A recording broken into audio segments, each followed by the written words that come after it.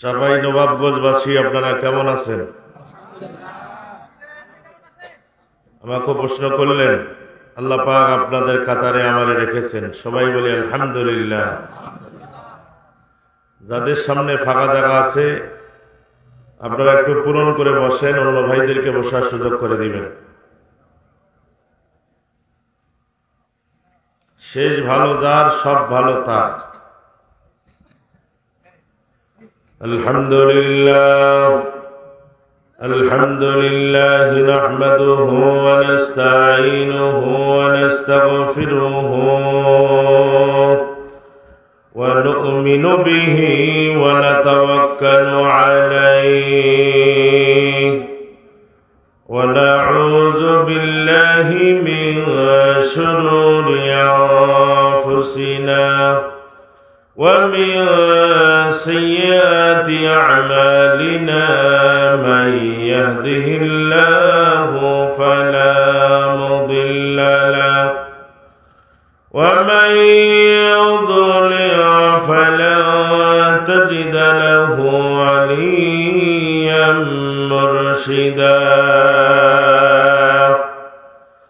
ونشهد أن لا إلا الله وحده لا شريك له ونشهد أن سيدنا إمامنا قدوتنا حبيبنا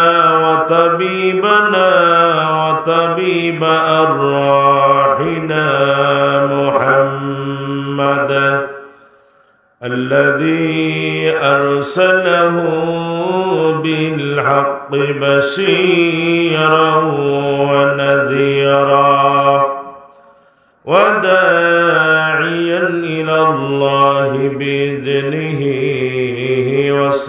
وسراجا منيرا فقد قال الله تعالى في كلامه المجيد وفرقانه الحميد جبان كلام رشد أعوذ بالله من الشيطان الرجيم بسم الله الرحمن الرحيم ومكروا ومكر الله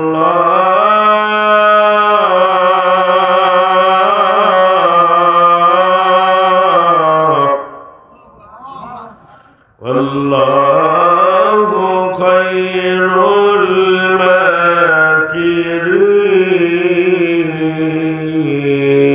الماكرين صدق الله المولانا العظيم وقال النبي صلى الله عليه وسلم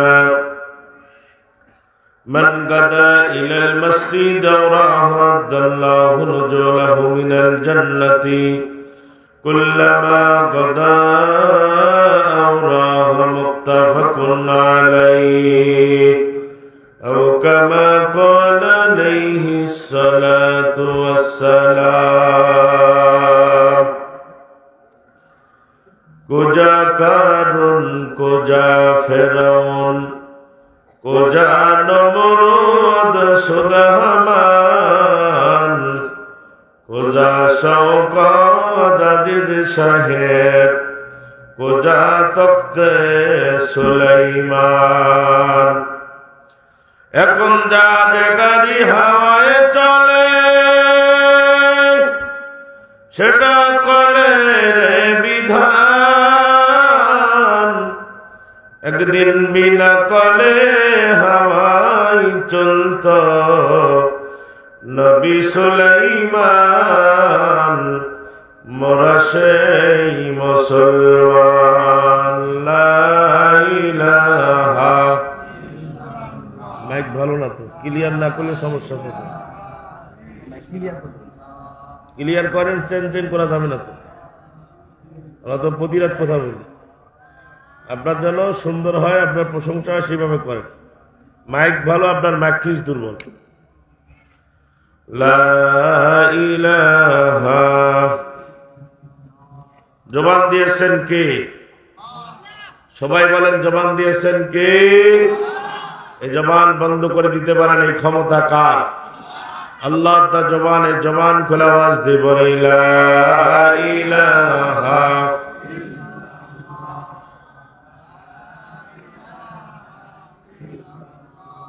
জোরে লা ইলাহা ইল্লাল্লাহ, জোরে লা ইলাহা।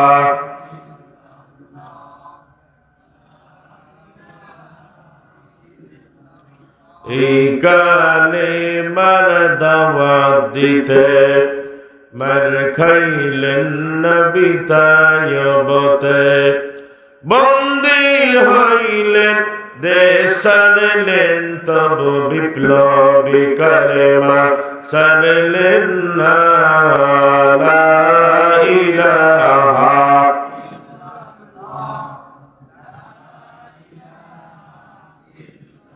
লা ইলাহা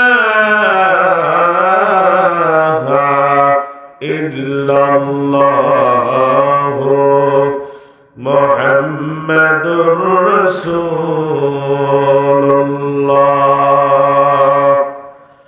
সকলে বলি সাল্লাল্লাহু আলাইহি ওয়াসাল্লাম। দৃষ্টিনন্দন নয়নাভিরাম নীলাভ নীলিনাময় মেঘ মুক্ত মহাকাশ, আকাশ বাতাস চন্দ্র সূর্য কীট পতঙ্গ সৌররাজি, পানির তলে লুকিয়ে থাকা নিম তিমির আফ্রিকার গহীন জঙ্গলের হিংস্র প্রাণী, পদতলের পিপিলিকা উড়ন্ত পক্ষীরাজি সহকারে ঐতিহ্যবাহী জেলা চাঁপাইনবাবগঞ্জ জেলার সদরে আয়োজিত ঐতিহ্যবাহী 31তম বার্ষিকী 3 দিন ব্যাপী তাফসীরুল কোরআন মাহফিল সরজন উত্তরপাড়া গোরস্থান সংলগ্ন আমবাগান ঐতিহ্যবাহী তাফসীরুল কোরআন মাহফিলের প্রথম রজনীর সম্মানিত শ্রদ্ধাভাজন সভাপতি হাফেজ মাওলানা মোহাম্মদ উমর ফারুক, পেশ ইমাম সরজান সাবেক জামে মসজিদ, বারাকাল্লাহু হায়াতি। সবাই বলে আল্লাহুম্মা আমিন। আজকের মাহফিলে আমার আগে আলোচনা রেখে ধন্য করেছেন আপনাদের এলাকারই কৃতি সন্তান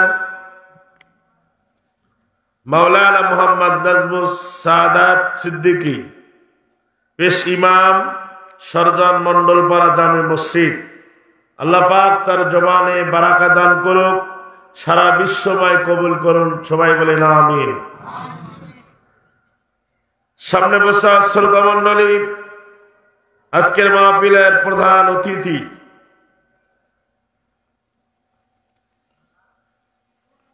এটা গতকালকের নাকি লাস্টের দিনে।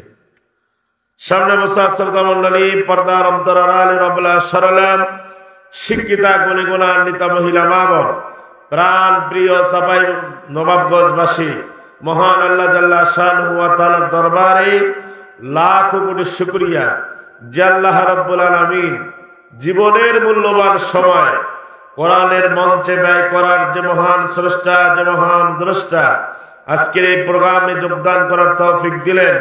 সে আল্লাহর বারে গাহে উচ্চ কণ্ঠে উচ্চ আওয়াজে হৃদয়ের যত শক্তি আবেগ উজাড় করে কালিমাতুশ শুকর আদায় করি, বলে আলহামদুলিল্লাহ।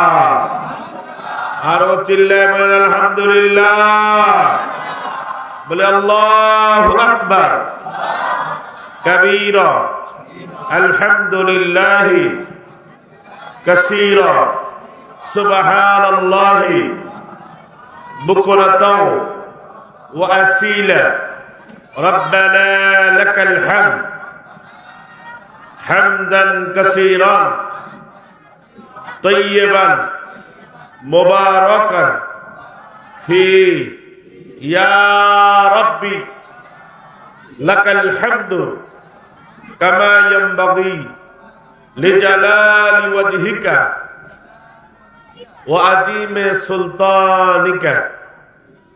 সবাই পড়ি আল্লাহুম্মা বারিক লানা ফি রজাবা ওয়া শাবান ওয়া বাল্লিগনা রমাদান। প্রশংসা করলাম কার? প্রশংসা করলে খুশি হন কে? বেজার হন কে? বেজার হন কে? কেউ যেটা পারে না সেটা পারেন কে? কেউ যেটা বুঝে না সেটা বুঝেন কে? কেউ যেটা শোনে না সেটা শোনেন কে? আমরা অনেকে ভেবেছিলাম যে হাসিনা বোধহয় পালাবে না, আর এই দেশে বোধহয় আলেম ওলামারাও জামিন পাবে না। অনেকেই মনে করেছিলাম যে পদত্যাগ করে না কেন, পদত্যাগ করে না কেন। আমরা চাইছিলাম পদত্যাগ, আল্লাহ করে দিছে দেশ ত্যাগ। কথা বলেন না কেন? আমরা চাইছিলাম কি? পদত্যাগ। আল্লাহ কাছে বোকার দল, তোরা চাও পদত্যাগ, আর আমি আল্লাহ করে দিলাম দেশ ত্যাগ। ঠিক না? ঠিক। আমরা মুক্ত মনে খোলা মনে তাফসীর শুনতে পারি নাই। যেখানে ওয়াজ করতে গেছি, কিরামান কাতিবিন কিছু লোক আছে, ওদেরও মাথায় টুপি আছে, পাঞ্জাবি আছে, জুব্বা আছে। এরা কয় হুজুর ওদিক এদিক সেদিক যাইয়েন না, গেইলে স্টেজ থেকে নামতে পারিবেন না। আমি বললাম তোদের মতো নেতা খেতাদেরকে আমরা টাইম দেই না। কোরআন আল্লাহ, জমিন আল্লাহ, কথা হবে কার? ধরে বলেন কার? আল্লাহর কথা যারা বাধা দেয় তারা আবু জেহেলের চাইতে খারাপ। তাদের হাসর হবে আবু জেহেলের সাথে। আলহামদুলিল্লাহ আমাদের এখন পরিবেশ এসে গেছে, বাংলাদেশে হাসিনা পালানোর পরে এবছর যত মাহফিল হয়েছে অন্য বছরে এত মাহফিল হয় এমন কোন জায়গা নাই যে মাহফিল এবছর হয় নাই। ঠিক না? ঠিক। আলহামদুলিল্লাহ আপনাদের এই তো আগামী 22 তারিখ আসতেছে মিজানুর রহমান আজহারি, যেনাকে বাইরে এতদিন দেখেছিল দেশে যেন আসতে না পারে। আলেমরা দেশে থাকবে, জালেমরা পালাবে। কথা বলেন না কেন? আমরা আছি, জালেমরা কোথায় গেলা? তোদের সামসামি কোথায় গেল? আমি বলছি বেশি লাপাঝাপা করিও না। আল্লামা বলে গেছেন ইঁদুরের গর্ত খুঁজে পাবা না, দিল্লি অমুর বাড়ি পরে থাকবা। তার কথাটা প্রতিফলন হয়েছে। কথা বলেন না কেন? ওনার কথাটা আমার রেখাপাত করে চলে গেছেন। ইউটিউবে তার ওয়াজ সার্চ দিলে মনে হয় গতকালকে উনি তাফসীর করেছেন। কথা বলেন না কেন? তো কোরআন কার? জমিন কার? আমরা কার? কথা হবে কার? কথা বলবো কার? কথা শুনবো কার? সন্দেহ আছে? ভেজাল আছে? কারো যদি ভেজাল থাকে হাত তুলবেন। যতক্ষণ মাহফিল চলবে, যত দলের লোক এখানে আছেন সবাইকে চুপচাপ সহকারে আমার কথার দিকে কর্ণপাত হতে হবে। যতক্ষণ আলোচনা চলবে কোরআন থেকে কথা হবে, কোরআনের বাইরে কোনো কথা হবে না। কোরআন আল্লাহর, জমিন আল্লাহ। বিসমিল্লাহর বা দিয়া কোরআন শুরু হয়েছে। সূরা নাসের সিন, বাসিন যাবর। এই মাদ্রাসার ছাত্ররা ভাইরা বলো বাসিন যাবর কি হয়? বাস। বাস মানে কি? এইখানে বাসে চড়বেন আর রাজশাহী যাবেন, এই বাস। বাস মানে হলো নার্স, বাস মানে হলো যথেষ্ট। আল্লাহ বলেন কোরআন মানলেই আমি তাদের জীবনের উপকার করব। যত প্রকার সমস্যার সমাধান ওয়ার্ল্ড টুগেদার একমাত্র সমাধান দিতে পারে, তার নাম চিল্লায় বলেন কি? আরো জোরে। তাহলে এখানে জামাত ইসলামের লোক আছেন, বিএনপির লোক আছেন, নাঙ্গলের লোক থাকতে পারেন, জঙ্গালের লোক থাকতে পারেন, আওয়ামী লীগের লোক থাকতে পারেন, থাকেন, আপত্তি নাই। কিন্তু কোরআনের মাহফিলে ঢোকার সাথে সাথেই এখন আমাদের মার্কা কি? আমাদের মার্কা কি? কোরআন। তাহলে কোরআন শুনবো, আপনাদের ধৈর্য আছে তো? আলোচনা চলবে? চলবে তো? আজকে যেহেতু শুরু, আরো 2 দিন আপনারা শুনবেন। শীতের রাতে এক ল্যাপের তলে যদি 3 জন লোক শুতা যায়, মাঝের লোকটার খুব আরাম হয়, ঠিক না বে ঠিক? তাই কোন পাশে টানেছেন টানো, মাঝের লোকটা আরামে ঘুমায়। কথা বলেন? আমরা আজকে যে টাইমে বসেছি, আজকে না ঠান্ডা না গরম, ঠিক না বে ঠিক? আবহাওয়াটা অনেক সুন্দর, কোনো সমস্যা নাই। ঠান্ডা মাথায় বসে যান। আর মাইক ভাইকে বলবো, ভাই আপনি প্লিজ যদ্দূর আপনার শক্তি আপনি একটু করেন, কেননা আমাদের প্রতি রাত কথা বলার দরকার। চিন করতেছে, একটু ধরেন। আর আপনার এই যে রিভলভার দেন বক্সের, এবং বাইরে যদি আওয়াজ বেশি মাইক দিয়ে থাকেন একটু বন্ধ করে দেন। আমাদের এইখানে আওয়াজ দরকার, বাইরে আওয়াজের দরকার নেই, ঠিক না ম্যাডাম? বাইরে কে আওয়াজ শুনবে না শুনবে তাদেরকে দেখার দরকার নাই, আমাদের এইখানে আওয়াজ দেওয়া দরকার। এইখানে আওয়াজ দেন আপনি। আল্লাহ কবুল করুক, বলে আমিন। আরো চিল্লায় বলেন আমিন। মুসলমান ভাইরা আমার, কাল্লা গাল লম্বা করার সুযোগ নাই। চাপাই নবাবগঞ্জবাসী কান খাড়া করে শোনা যান।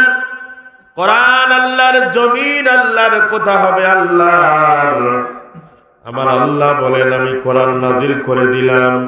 ইন্না নাহনু নাযালনা যিকরা ওয়া ইন্না লাহু লাহাফিজুন।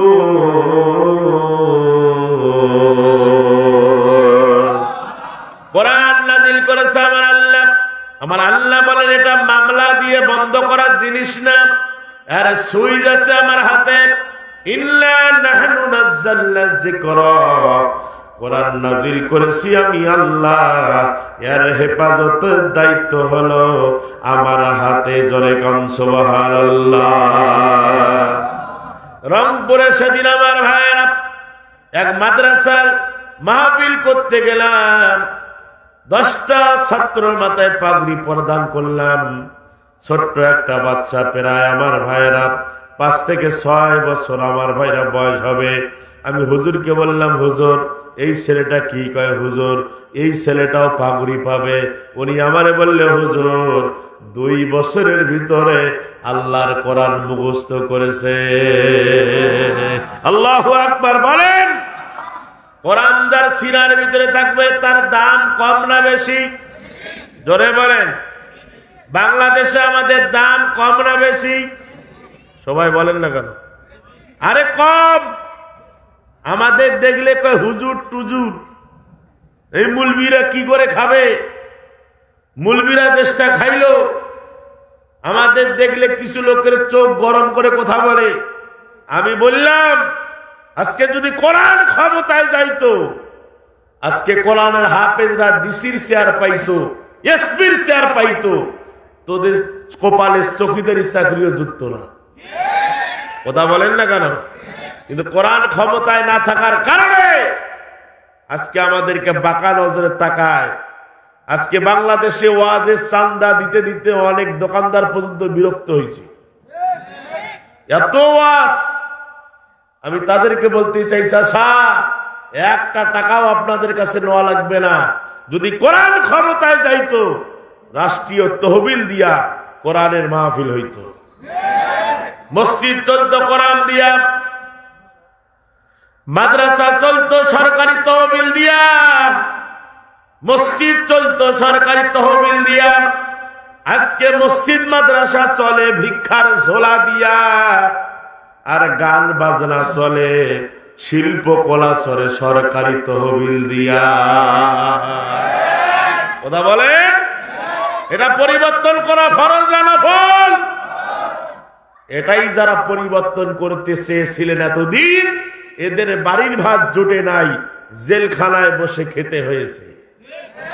কথা বলেন না কেন? আমাদের কি কয়, হুজুর সাবধান। আমিও বলি সাবধান করে লাভ নাই। 3 বার পাতলা পায়খানা, 7 বার বমি হইলে তোর কাম শেষ। কি নেতা এদিকে দাপট দেখায়। সেদিন এক নেতার বাড়িতে আমি গিয়েছি, বলবো না, মাউরিয়া সোয়ার মতো যে স্ত্রীর কাছে বলতে, শেফালির মা 1 কাপ চা হবে? স্ত্রী এমন জোরে ধমক দিছে, কয় বানায় খা। নেতার দাপটে রাস্তা কামে, নিজের স্ত্রীও তার কথা শোনে না। কথা বলেন না কেন? কিন্তু বাংলাদেশে অনেক গরিব মানুষ আছে, সম্পদ নাই, কিন্তু স্বামী স্ত্রীর ভিতরে মিল মোহব্বত আছে না নাই? জোরে বলেন আছে না নাই? এই জন্য বলতে চাই, যুবক ভাইরা কান লাগাও, কোরআনের মঞ্চে যৌতে এসেছি, আমাকে কোরআন দিয়ে কিছু কথা বলা দরকার, আপনাদের শোনা দরকার। নবীজি ওয়াজ করেছেন, কাজ হয় না।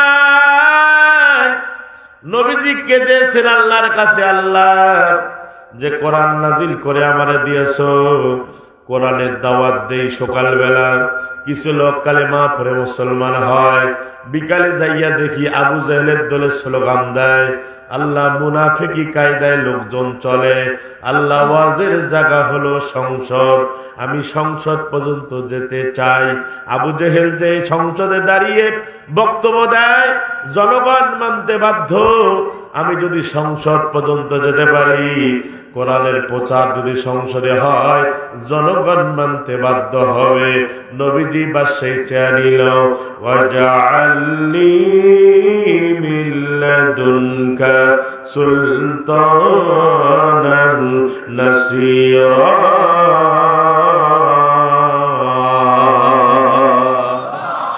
আয় আল্লাহ, তুমি আমার রাষ্ট্রনায়ক বানাও, আমার গদি দাও, চেয়ার দাও। আবু জাহেলের চেয়ারে যদি বসতে পারি, জনগণ আমার কথা শুনবে, বুঝবে।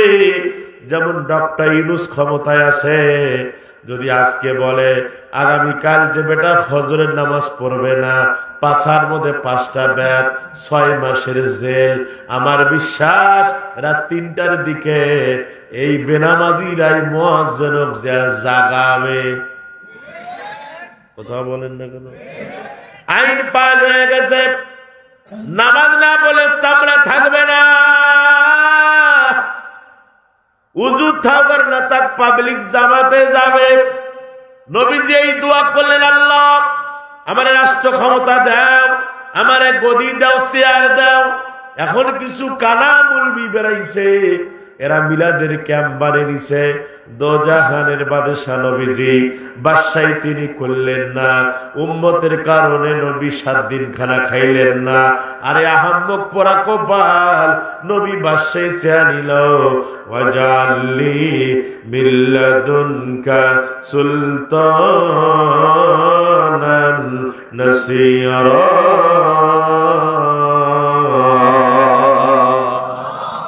আরো জোরে। যখন নবীজি গদি চাইলেন, চেয়ার চাইলেন, নবীকে কি আপেল দিয়েছে? কমলা দিছে? মুরগির গোশত খাওয়াইছে? নবীকে ঢেল মারছে, এ মুহাম্মদ কি ফালতু কথা বলার জন্য এসেছো? আমার আল্লাহ বলেন, হাবিব আমি হলাম রব্বুল আলামিন, আর আপনি হলেন রাহমাতুল লিল আলামিন। আবু জেহেল আবু লাহাব দিতে পারবে না পাল্লা, থাকবে না তাদের কল্লা, সাথে আসি আমি আল্লাহ। আরো জোরে। নবীর সাথে আছেন কি? আরো জোরে। আজকে আবু জেহেলের বাড়িতে টয়লেট, 2001টা পায়খানা। যত বাংলাদেশে হাজি যায়, আবু জেহেলের বাড়িতে পায়খানা করে। কথা বলেন না কেন? আজকে ধানমন্ডির বাড়ি ভাঙছে, তারপরে বড় বড় নেতাদের বাড়ি ঘরে আজকে ভেঙ্গে গুড়িয়ে দিচ্ছে। তার একটাই কারণ হলো, এই হাসিনা ভারত পালার পরেও উল্টাপাল্টা কথা বলা শুরু করছে। কথা বলেন না কেন? এর কারণে আর আজকে বাড়ি ঘর ভাঙ্গা হয়েছে। আমার বিশ্বাস নব্য ফেরাউনদের বাড়ি ঘর ভাঙলে হবে না, মাঝে মাঝে এদের বাড়িতে ডিজিটাল আবু জেহেলের মতো পায়খানা করা দরকার। কথা বলেন না কেন? যাদের কপালে কোরআনের নসিব নাই বুঝতে হবে তার বাংলার জমিনে থাকার অধিকার নাই। নবীজিকে গালি দিল, নবীজিকে পাগল বলল, নবীজিকে আমার ভাইরা অনেক চাপ প্রয়োগ করল। নবীজি আমার আল্লাহর কাছে বলছে, রব্বুল আলামিন আমি হলাম রহমাতাল লিল আলামিন, তুমি হলেন রব্বুল আলামিন। আল্লাহ আপনার পরে আমার স্থান।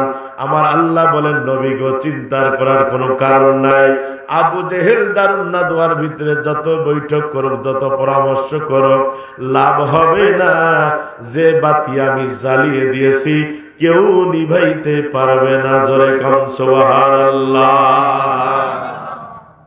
নবীজি বক্তৃতা দিচ্ছেন, এ যুবকরা কান লাগাও, তোমার মতো একজন যুবক কালো কুসকুসের সাহাবী, এমন কালোর কালো আমাবাস্যা রাতও ভালো। এই সাহাবী আসিয়া নবীকে বলছে, নবী গো পূর্ব পশ্চিম উত্তর দক্ষিণ সব জায়গায় গেলাম, আমার বিয়ার বয়স হয়ে গেছে।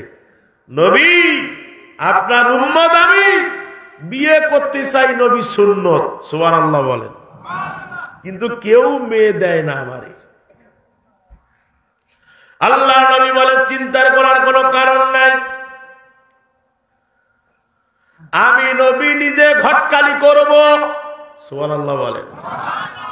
কেউ যেহেতু তোমার মেয়ে দেয় নাই, আমি নবী তোরে বিয়ের ঘটকালি করব। সাত সকালে যেহেতু তুমি এসেছ, সাহাবী বলেন, নবী গো কেউ আমার মেয়ে দেয় না, আপনি কোথায় আমার ঘটকালি করবেন? বলে, আমার আরবের ভিতরে আমার একজন সাহাবী আছে, তার একটা মেয়ে আছে, কেউ নাম ধরে ডাকে না, এত সুন্দরী মেয়ে, সবাই তাকে হুরে মদিনা বলে, মদিনার হুর বলে ডাকে। আমি তোমারে প্রস্তাব দিলাম, চলে যাও।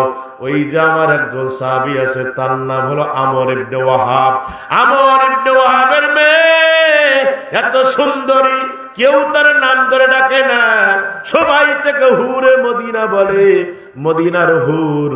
সাহাবী বলেন, হুজুর বাড়ি কত দূর? আরো চিল্লায় বলেন। আরে বিয়ের কথা শোনার পরে যার মন খুশি না, বুঝতে পারবেন তার ভিতরে ভেজাল আছে। কিছু যুবক আছে এখন দেখি বিয়া পড়াইতে যায়, মাঝে মাঝে এরকম একটা রুমাল, সাদা রুমাল মুখে দিয়া বসে থাকে।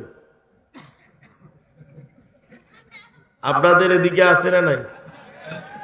তখন আমার মনে হয় যে এই বেটা যৌতুকের টাকা নিচ্ছে।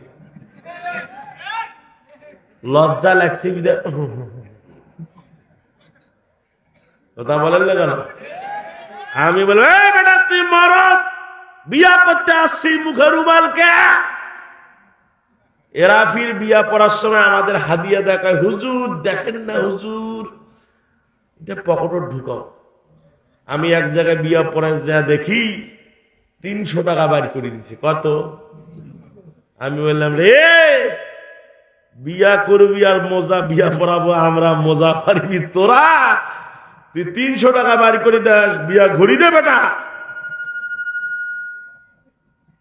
পরে আমার কাছে, হুজুর হাদিয়া তো দেখা যায় না, যেটা দিচ্ছে খুশি করি না। তুই যে এখানে 5 লক্ষ টাকা নিয়ে আসছিস, ওইটা কি তোর হালাল হয়েছে?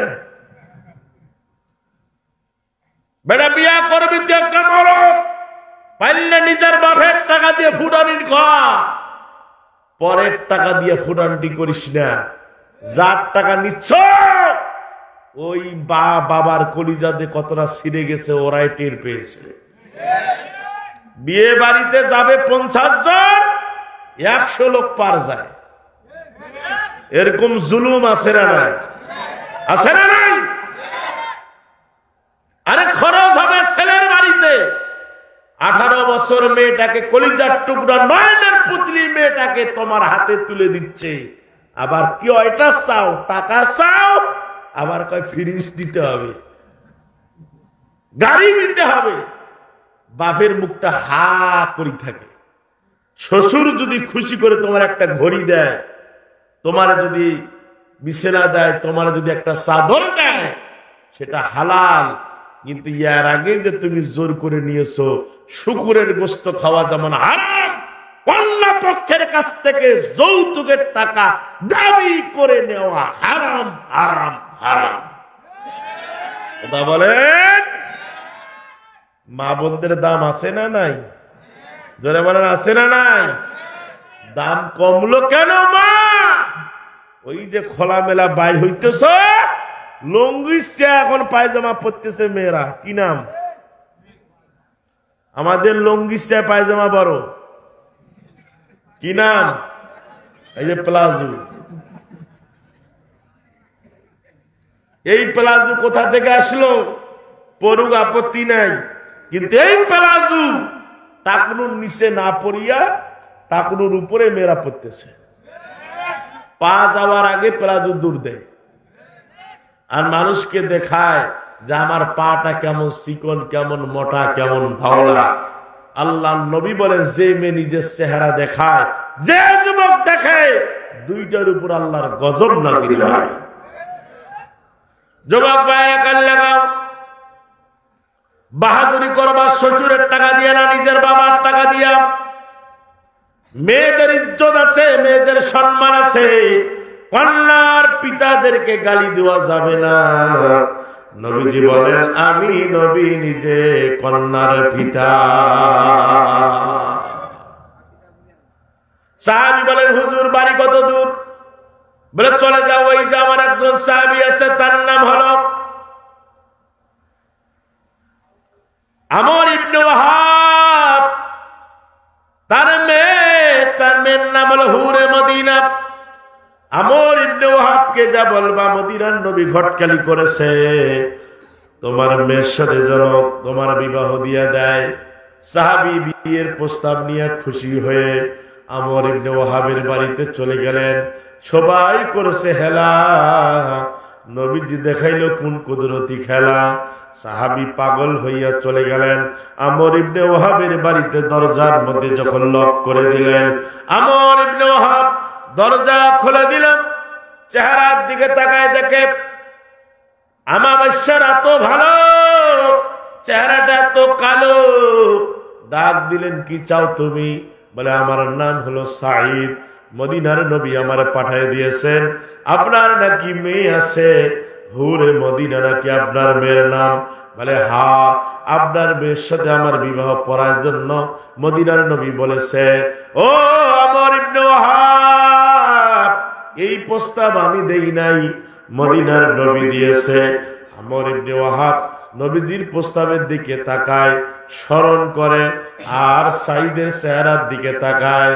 নিশ্চয় চেহারার সৌন্দর্য নাই, কিন্তু সম্পদের সাথে একটা মিল থাকতে পারে। ডাক দিলেন, তোমার বাড়ি কোথায়? বিল্ডিং কোথায়? ঘর কোথায়? সাহাবী বলেন, বিল্ডিং নাই, যেখানে রাত সেখানে কাজ। সুবহানাল্লাহ বলেন। আমার কোনো বাড়ি নাই, ঘর নাই, যেখানে রাত সেখানে কাজ। আমর ইবনে ওয়াহাব বলেন, চেহারা নাই, সৌন্দর্য নাই, টাকা নাই, বাড়ি নাই, ঘর নাই, তোমার সাথে আমার মেয়ের বিবাহ নাই।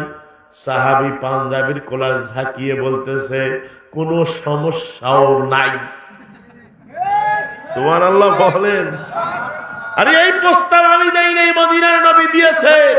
মানলে মানেন, না মানলে গেলাম। সুবহানাল্লাহ বলেন আরো জোরে। সাহাবী যাচ্ছেন, আমর ইবনে ওয়াহাব পিছনের দিকে তাকায়া দেখতেছে, তার মেয়ের চোখ দিয়ে মুক্তার দানার মতো পানি ঝরতেছে। মেয়ে কাঁদতেছে আর বলে, বাবা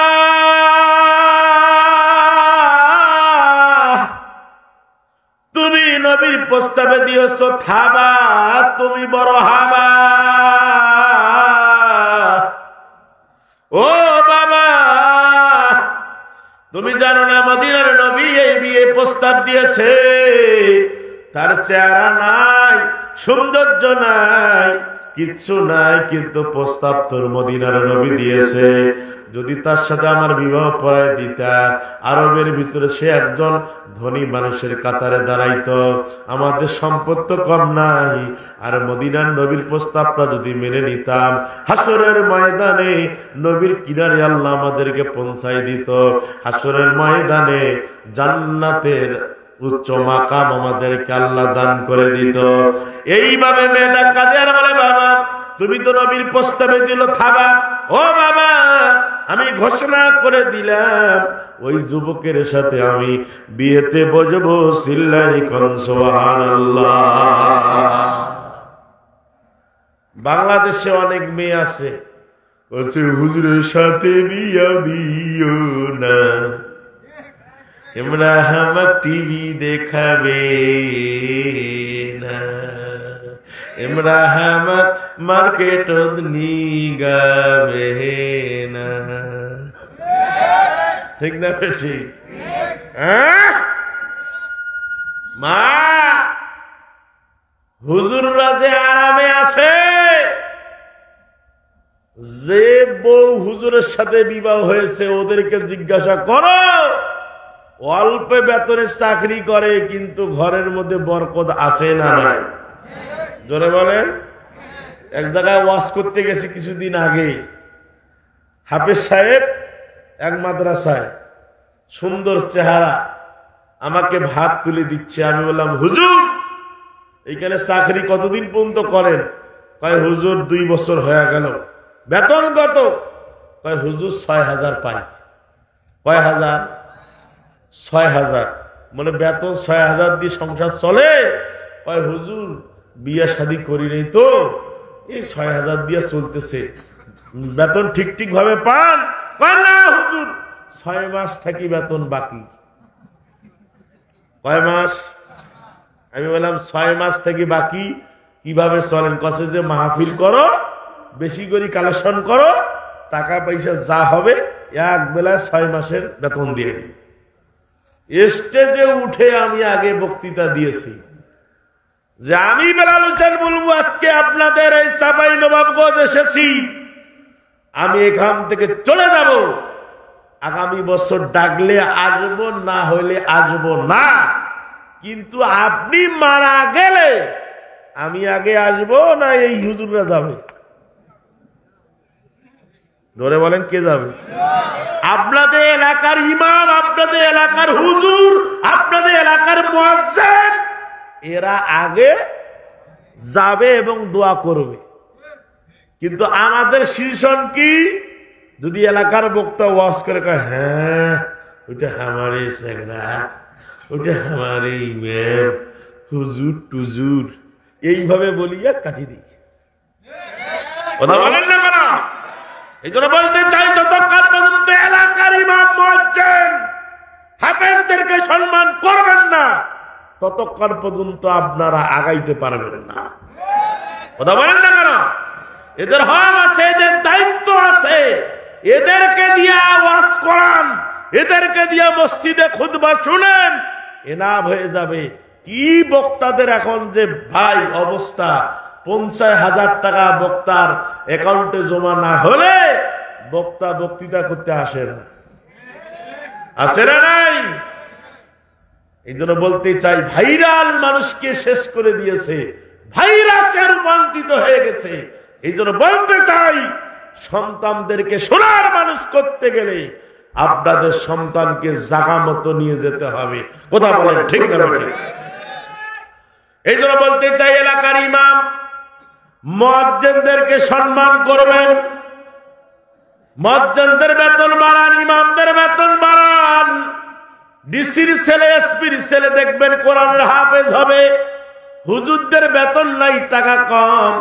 দেখিয়া ডিসির ছেলে, এসপির ছেলে আজকে বাইরে লেখাপড়া করে। আজকে যদি কোরআন ক্ষমতায় যাইতো, ডিসির বেটার, এসপির বেটার অত্যাচারে কেউ লেখাপড়া করতে পারত না। মেয়ে বলতেছে আব্বা চলে যাও, আমি রাজি, আমি ওই কালো সাহাবীর সাথে বিয়াতে বসবো। সুবহানাল্লাহ, জোরে বলবেন না? আরো চিল্লায় বলেন। আমর ইবনে ওয়াহাবের চোখ দিয়ে পানি ছেড়ে দিল। কি আজীব কথা, কি আমি বললাম! আমার তো ভুল হয়ে গেল, নবীর প্রস্তাবে থাবা দিয়ে দিলাম। সাহাবীর আগে তো আমাকে নবীর দরবারে যেতে হবে। এদিকে সাঈদ মনটা খারাপ করে নবীর দরবারে যাচ্ছেন। আমর ইবনে ওয়াহাব তার আগেই নবীকে যাইয়া সালাম দিলেন, ও মদিনার নবী, আমার মেয়ে রাজি, বিবাহ পড়ায়া দেন। আমর ইবনে ওয়াহাব এই প্রস্তাব যখন নবীকে দিল, সাঈদ নবীর সামনে চলে গেলেন। সাঈদ বলছে, ইয়া রাসূলুল্লাহ, ইয়া হাবিবাল্লাহ, ঘটকালি কাজে লাগে নাই, আমর ইবনে ওয়াহাবের মেয়ের সাথে আমার বিবাহ হবে না। নবীজি মুস্কি মুস্কি হাসিয়ার বলে, ও সাহাবী, তোর কপাল লেগে গেছে, সকাল বেলার ঘটকালি আমার কাজে লেগে গেছে।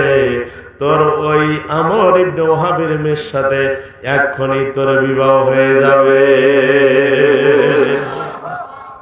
টাকা কি জমা করছো বের করো। সাহাবী বলে, হুজুর ন্যাংটি পকেট, 1 টাকাও নাই। 1 টাকা কেমনে বিয়া করবি? হুজুর আমার তো কিছুই নাই, আমি আপনার উম্মত, বিবাহ পালন করতে চাই সুন্নত। আল্লাহ নবী বলে, চলে যাও তাড়াতাড়ি। আরবের ভিতরে আমার জামাই ওসমান গনি, আরবের ভিতরে বড় ধনী, তাকে সালাম দিয়া বলবা মদিনার নবী পাঠায় দিয়েছে তোমার বিবাহের বাজারের জন্য, ওসমান গনি যেন তোমার 200 দিরহাম দেয়। সুবহানাল্লাহ বলে। সবচেয়ে ধনী কে? আরো জোরে। ওসমান গনি কেন ধনী হলেন শুনেন। ওসমান গনি ধনী হওয়ার কারণ হলো দস্তরখানা ছাড়া ওসমান গনি ভাত খাইতেন না। সুবহানাল্লাহ বলেন। ওসমান গনি একদিন নবীকে যা বলতেছে, নবী গো, আমার এত সম্পদ খালি বাড়তেই আছে, বাড়তেই আছে, কমে না কেন? কোন ওষুধ আছে নাকি, কোন শিক্ষা আছে নাকি, আমার দেন। নবীজি বলে, সম্পদ কমাইতে চাও, উটের উপর চড়ে খানা খাও। সুবহানাল্লাহ বলে। ওসমান গনি উটের উপর চড়ে খানা খায়। খানা খাইতে খাইতে যখন ভাতের দানা উপর থেকে নিচে পড়ে যায়, আবার নামার পরে ওই ভাতটুকু কুড়ে খায়। এইভাবে খাইতেই থাকে। ওসমান গনি বলছে, হুজুর সম্পদ তো বাড়ে না, কমে না, বাড়তেই আছে। নবীজি বলে, তুমি যে দস্তরখানা বিছি খাও কি উটের উপর চড়ে? কয়, জি হুজুর, ভাত পড়ে গেলে আমি খাই। নবীজি বলেন, এই যে দস্তরখানা বিছিয়া যে তুমি ভাত খাও, ওই কুরানো ভাত যে তুমি তুলে খাওয়ার কারণে তোমার ঘরে কোনোদিন অভাব হবে না, তোমার ঘরে বরকত হবে। আরো চিল্লায় বলেন। আমাদের বাড়িতে দস্তরখানা আছে? আছে? নাই। গরু ছাগলের মতো খানা খাই, খানা নষ্ট করে দেয়, আর নিজেকে দাবি করি যে আমি মুসলমান, আমার ঘরে বরকত হয় না কেন? এত গরিব আমি কেন? আপনি দস্তরখানা বিস্তি খানা খান, ছেলে মেয়েদেরকে খাওয়ান, ঘরের ভিতরে বরকত আসবে, অশান্তি দূর হবে, বরকত আসবে। চিল্লায় কোন সুবহানাল্লাহ। আরো জোরে। ওই একটা গল্প শুনেছিলাম, কেমন স্ত্রী স্বামীকে ধমক দিচ্ছে, এ মিয়া, প্রতিদিন ভিক্ষা করো, খালি 2 কেজি করে চাউল নিয়ে আসো বাড়িতে, আর বেশি কি পাও না? ফকিরের মশান দেখিয়া, স্ত্রী মশান দেখে ফকিরের রাগ হয়েছে, তুই ভিক্ষা করিস, মানুষ এখন দেয় না, সবাই মাফ চায়। কি চায়? মাফ চায়। এক ফকির সেদিন আমার বলছে, হুজুর, বড় লোকের গরজ যাই খালি কয় ভাই মাফ করো, এর গোজ যাই খালি মাফ করো। এইভাবে আমার 5 লাখ টাকা পড়িয়েছে। কয় লক্ষ টাকা পড়িয়েছে? 5 লক্ষ টাকা পড়িয়েছে, মাফ চাইতে চাইতে।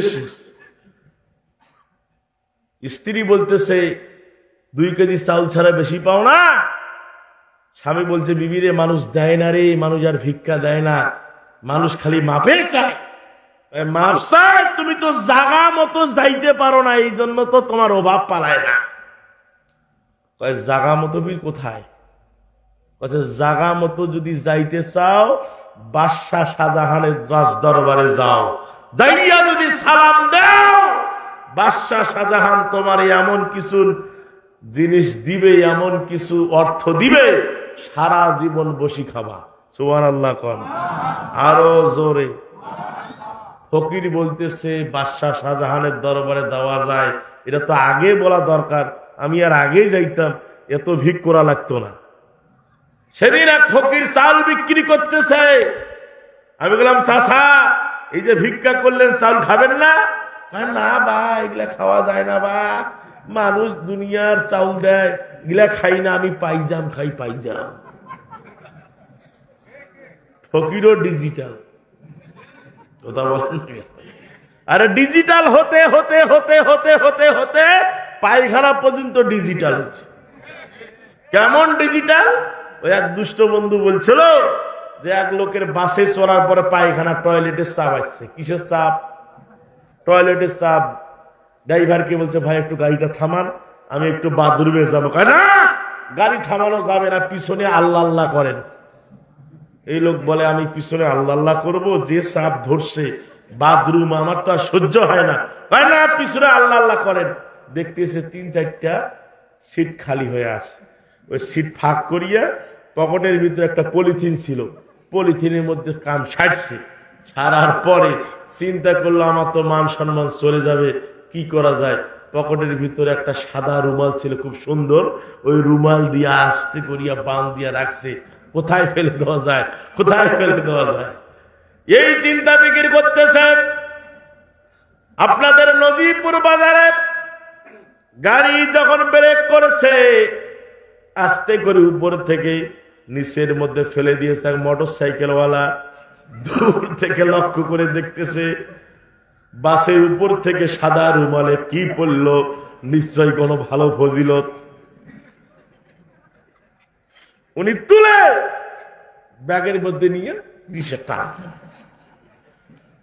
ফজিলত ভালো মতো যা চলে গেছে। ইনি বলতেছে রে হুজুর ওয়াজ করতেছ, ওয়াজ করতে করতে পায়খানা পর্যন্ত ডিজিটাল, এও নিরাপত্তা নাই। কথা বলেন না কেন? মুসলমান ভাইরা আমার, স্ত্রীর কথা শুনে ফকির এবার বাদশাহ শাহজাহানের বাড়িতে যাবে। বাদশাহ শাহজাহানের সাথে দেখা করতে গেলে 10টা গেট অতিক্রম করা লাগে।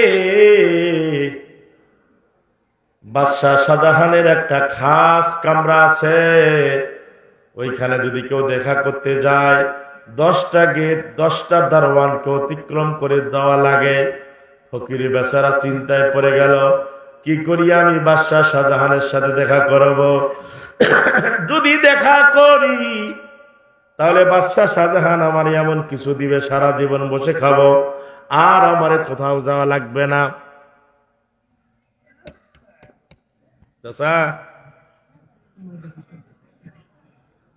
যা হয় হোক, কপালে আমার উপর যাক।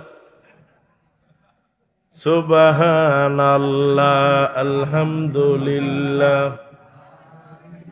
খুব কষ্ট।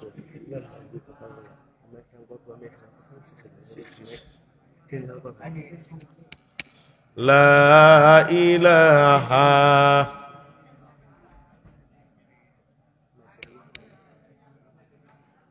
কেটে গেল নাকি? লা ইলাহা সুবহানাল্লাহ আলহামদুলিল্লাহ লা ইলাহা লা ইলাহা ইল্লাল্লাহ। সবাই বলে লা ইলাহা লা ইলাহা ইল্লাল্লাহু মুহাম্মাদুর রাসূলুল্লাহ সাল্লাল্লাহু। কষ্ট হচ্ছে? চলবে কিছুক্ষণ।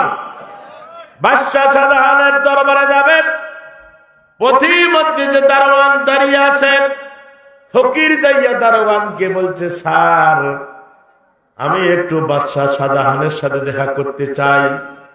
দারোয়ান বলতেছে, বেটা এই রাস্তা দিয়ে তোমার যাবার পারমিশন নাই, এখানে বাদশার খাস মেহমান ছাড়া এই গেট দিয়ে কেউ ঢুকতে পারে না।